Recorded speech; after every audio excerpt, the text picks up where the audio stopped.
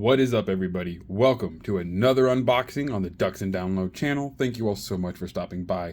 Please make sure to hit that like and subscribe button, for I will be doing plenty more unboxings, lots more theories, and we're taking a small hiatus on the podcast, but that will return too, but in only maybe another week or so.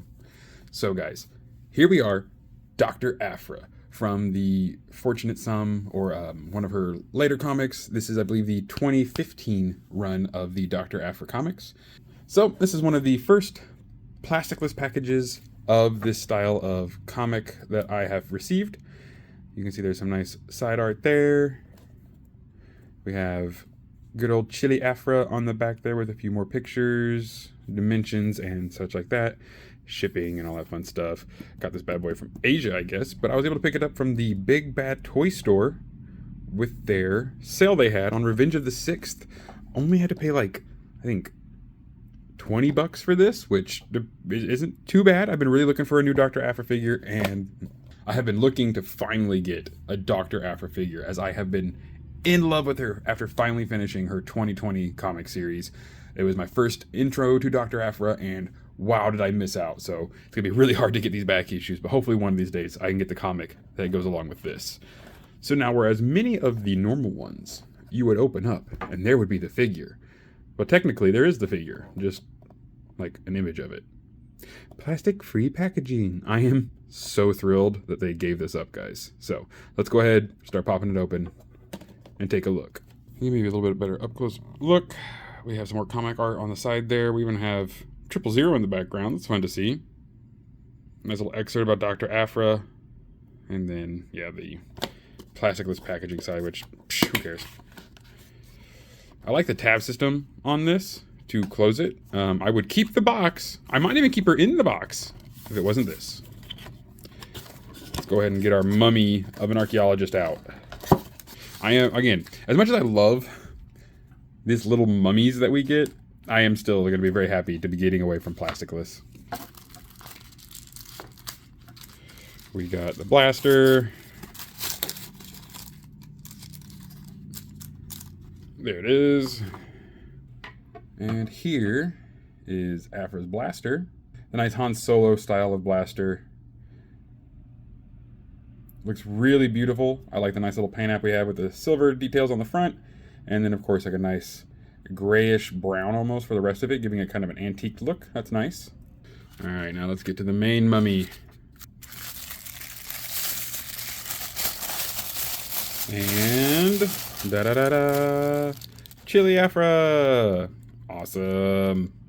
All right, now let's get our better up-close look at Aphra. Oh, she got a heck of a nice and tight leg there, but super tiny feet. Hopefully that won't affect her too much. I know these super tiny feet are nigh impossible to pose these females on. I am so sorry to the female populace for the fact that they just cannot understand that.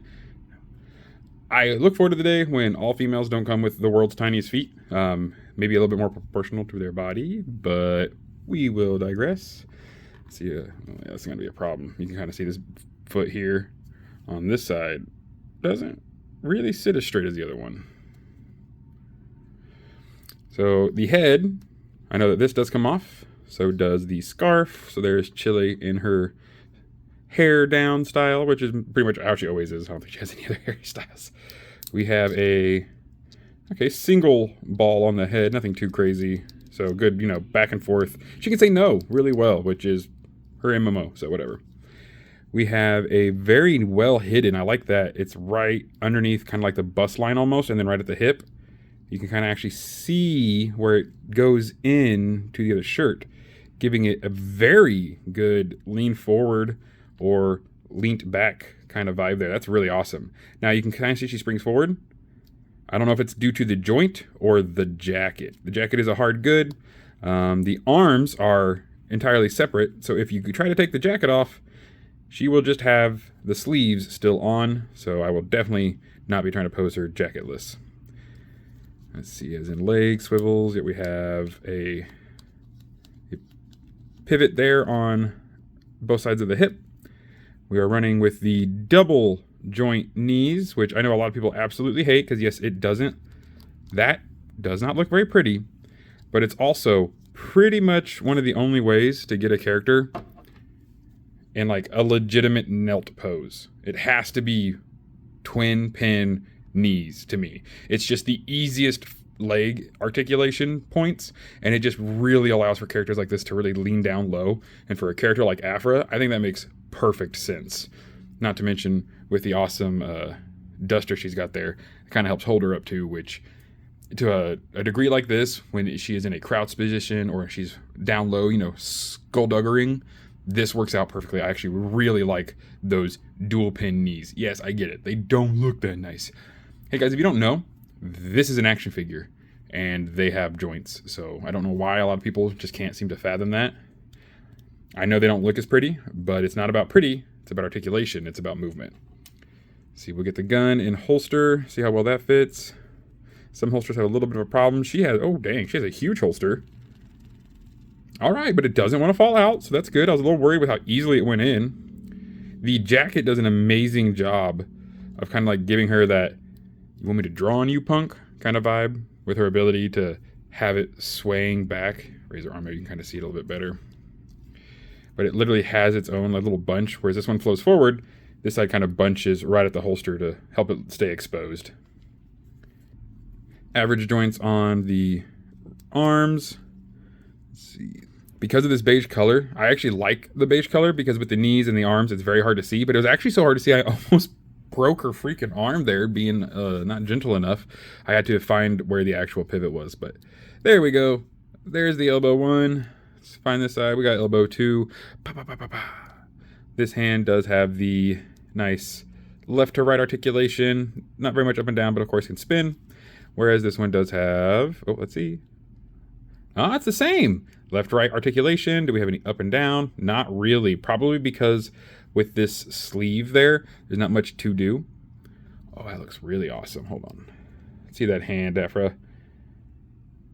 Dual-tone gloves. That is super cool to see the dual-tone gloves. I like that.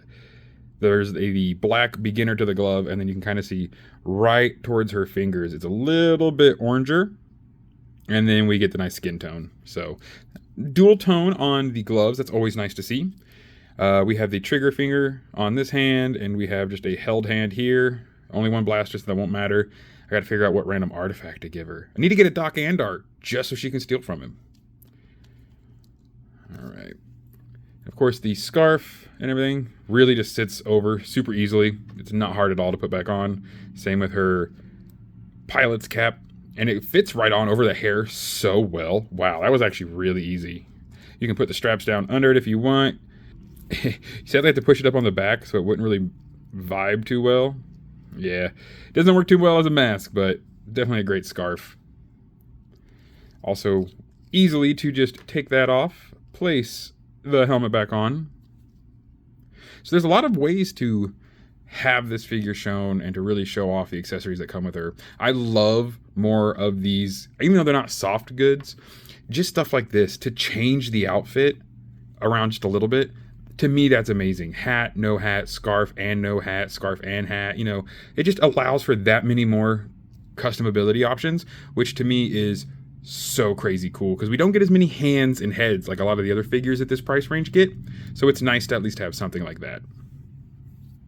Hopefully they'll learn from that again. You know, when Hasbro totally sees this review, they will be like, oh, that's right. We should put more clothing accessories in for people to change and swap out. Because, you know, guys, they listen to me.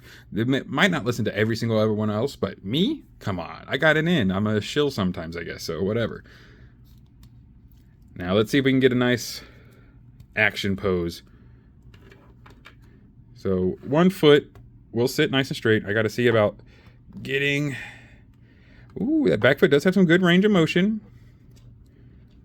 Yeah, she's trying to be a little top heavy, which makes sense. Oh, wanted to stay there for a second. Yeah, it's those dang feet. They're so tiny, and they don't want to pivot back far enough to really get a good sense on this. Hey, but she can do a nice little crouch pose, again, for that nice skullduggery vibe. Let's see how well... Blaster will go in hand. It's a very moldable blaster. Her fingers are also very malleable, so that's good. See, scarf forward, helmet on correctly. Hey, that's what I'm talking about. That's what I like to see. That is some fun posability. And that's the best thing about those dual pin knees. I know they're not pretty, but you're not going to get a lot of this out of other figures, especially with these tiny feet. That dual pin just allows for that little bit of extra motion in the foot wherever you might need it. So it can be a bit of a wider step, it can be a closer step, straight up, or, I mean, heck, she could even be completely knelt down. Man, yeah, that duster gets a little bit in the way there. Yeah, power slide. Arm out to catch yourself. Bam. We got dancing Aphra. Look at that. You gotta love it. I know that doesn't look nice, but it's just so much easier to pose and to move around. And to me, it kind of makes up for it. Yeah, what an absolutely stellar figure. I am in love with this Aphra, and I am so happy I was able to wait and get one at a better price. I can see why she was the price that she was on the secondhand market, though, because it is a marvelous figure. It doesn't have the super classic view that her original figure in the red box had, but honestly, I prefer the extra accoutrement far more than her very classic look. Hopefully we are getting the restock of BT1 and 000 soon, so her droid friends should be able to join her, as she already has Chrysanthemum, of course, on her side. That's probably going to be the hardest part, guys. Put down in the comment section if I did this wrong. Do you think she should go with my Tatooinean smuggler, kind of vibe shelf, or should she be with Chrysanthemum? She's not a bounty hunter, but man, does she deal with a lot of bounty hunters. So, what do you guys think? Put down in the comments. Should she be with Chrysanthemum, or should she be with her other smugglers? Now, of course, let's go grab a shelf shot. Alrighty, everyone, and here we go. That awesome shelf shot. Never mind where she got that giant kyber crystal. That's not important right now. But Aphra's there, hanging out with the rest of the scum and villainy, with the other heroes on the side. And again, should she stay here, along with Jabba, where she can sell this mighty kyber crystal to, hopefully, maybe an Imperial or two, make some money? Or should she rise up and kick it with Chrysanthemum in the back? Guys, let me know. Well, everyone, thank you all so much for joining. Have an amazing rest of your day. And as always, may the Force serve you well.